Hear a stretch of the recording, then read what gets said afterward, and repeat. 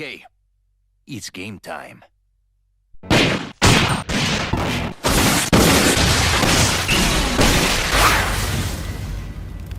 Hasta luego.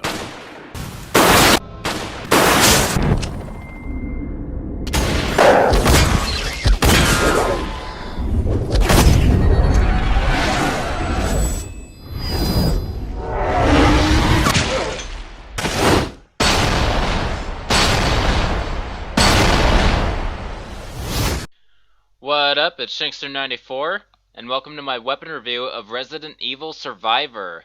So before I began recording, I had to play through this game a few times in order to gather all the weapons, as well as get to know the game because, believe it or not, I never once got to play Survivor until it was time to do this review.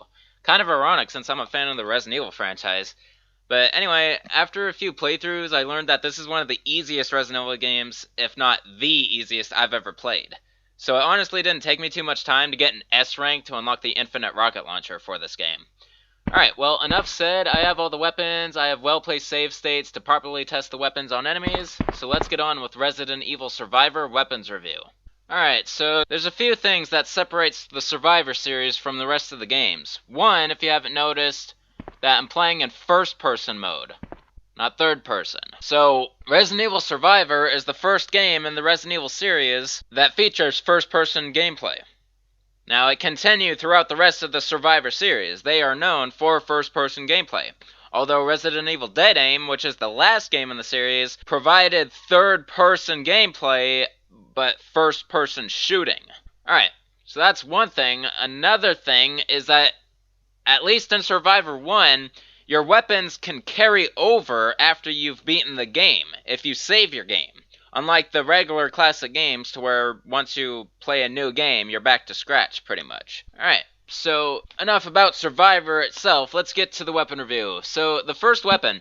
One more thing. Resident Evil Survivor is one of the only games not to feature a knife. This game literally has no knife. So, your starting weapon is a handgun. So, the first weapon I'm going to review, which I always start with when it comes to firearms, is the handguns. And the first one is the Handgun A.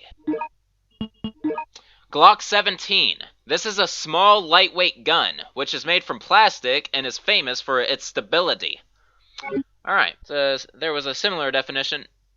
You know what? The Handgun GL's description in Resident Evil Outbreak File 2, I bet that's where it came from. I didn't even think about that. Then again, I never played this game until now. This game came out before Code Veronica, so I was wrong. I mean, sure, the Handgun GL was based off the Code Veronica gun, but I think it was also based off of this Glock 17 from Survivor, for all I know. Alright, enough about that. Handgun A, so let's test it out real quick.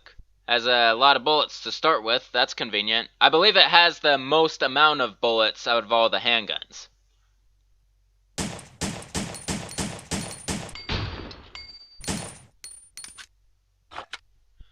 Decent fire rate, decent reload speed, and all-around handgun.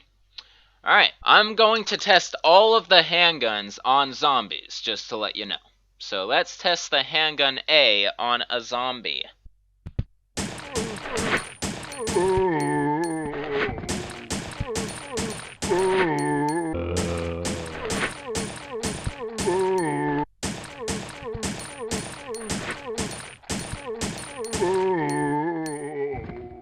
Alright, so 5 to 9 shots to defeat a zombie with a Handgun A.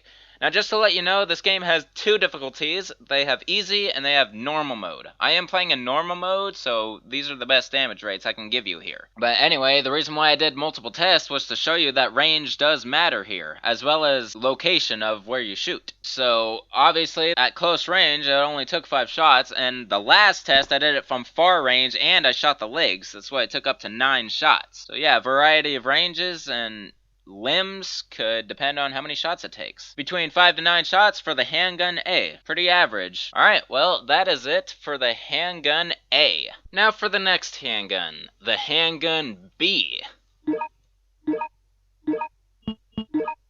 CZ75. This is a small gun which uses 9x19 parabellum rounds. Really now. Alright, so what they left out is this is actually the fastest firing handgun out of all the handguns. Has a close amount of ammo to the Handgun A. I believe the only drawback to this weapon is it's either the least powerful or it has the slowest reloading speed. It's one or the other. Alright, so the Handgun A is the weapon you start with, is the only weapon you start with. So you have to find all the weapons on this game. They're located in different areas. What is interesting about Survivor is it's kind of a maze game, because in certain areas you could choose 3 different paths, and on one of those times to where you have to make a decision, that is where you either get the Handgun B, the Handgun C, or the Handgun D. So to get the Handgun B, you have to go into the hospital. Alright, so let's test the Handgun B out.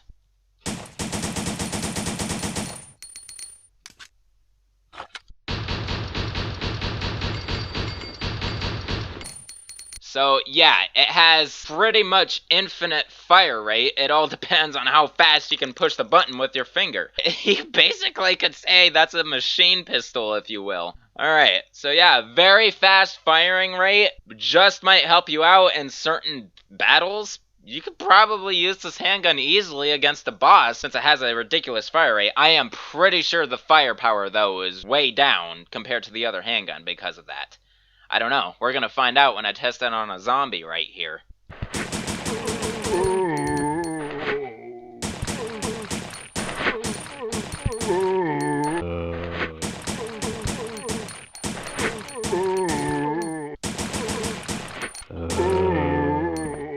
Alright, so that took more shots than the regular handgun for sure. It took between like 6 and 10 shots, somewhere in there.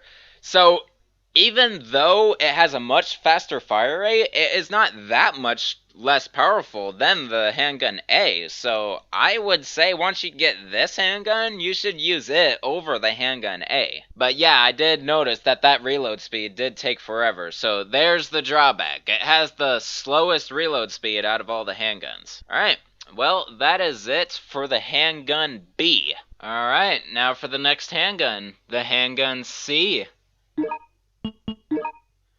M8000 Cougar G. This gun is famous for its excellent precision thanks to its rotating barrel blowback action. Okay, so to get this handgun, you have to go in to the arcade. The specific point of decision I'm talking about is when you have 3 locations. There's an arcade, there's a hospital, and there's a library. So the hospital is for the Handgun B, and the arcade is for the Handgun C, which leaves the library for Handgun D. Alright, so let's test the Handgun C out.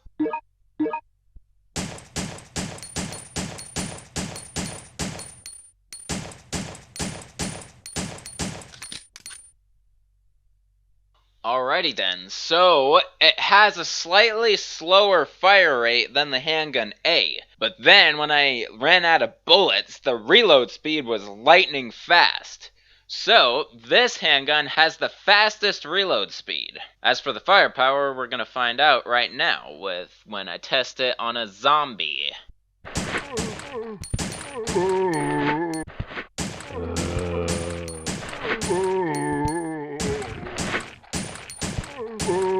Alright, so it mostly took 5 shots from the Handgun C to defeat a zombie.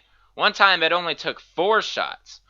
So, with that, we know that the Handgun C is slightly more powerful than the Handgun A. So, when compared to the Handgun A, all the Handgun C is doing, switching power and reload speed for capacity and fire rate. Alright, so that's the Handgun C for ya.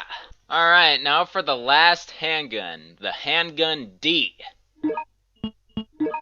Nambu 14 Custom. This is Japan's first automatic gun, which was used by the Japanese army. Alright, so one thing cool about this game is it's saying what the actual handguns are in real life, and even some history for you. But yeah, that is definitely the Nambu Type 14. Interesting pistol. Alright, so let's test it out real quick.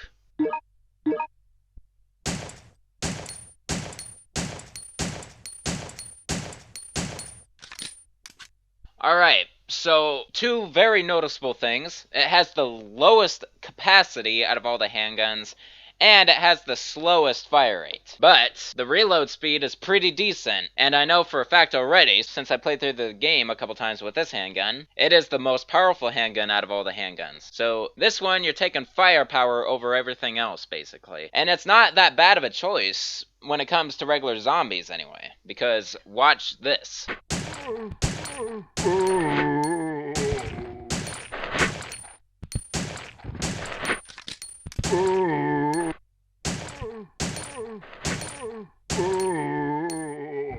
It only took 3 to 4 shots to take down a zombie with the Handgun D.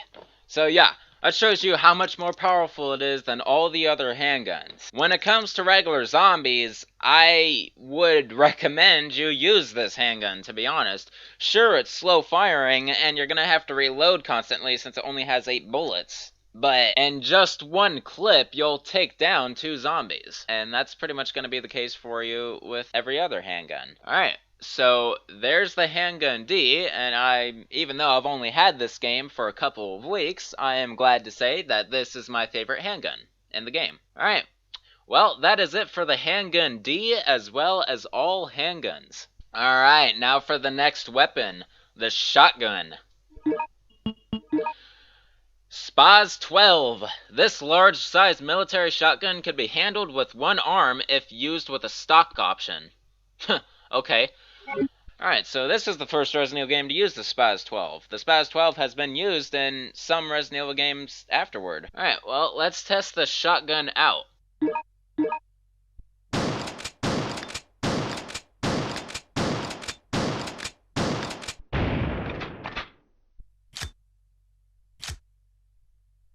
Alright, so pretty fast firing speed for a shotgun if you ask me. Now, it does have a slow-ass reloading speed, however. Alright, well, I am not going to test the shotgun on a zombie. That would be way too easy. Instead, I'm going to test the shotgun on a hunter.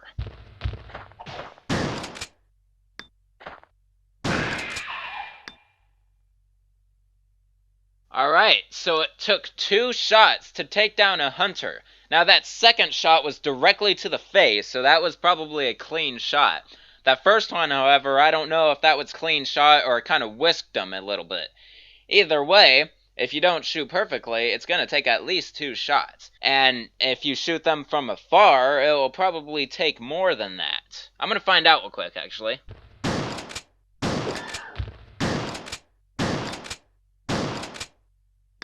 Alright, so that last shot didn't count because he was already bleeding out by then.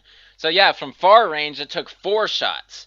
So yep, range definitely does matter. And of course, it's a shotgun. And usually shotguns spread the pellets out, but this shotgun has a pretty far range in this game. Alright, so yeah, it could probably take 1 to 4 shots with a shotgun to take down a hunter.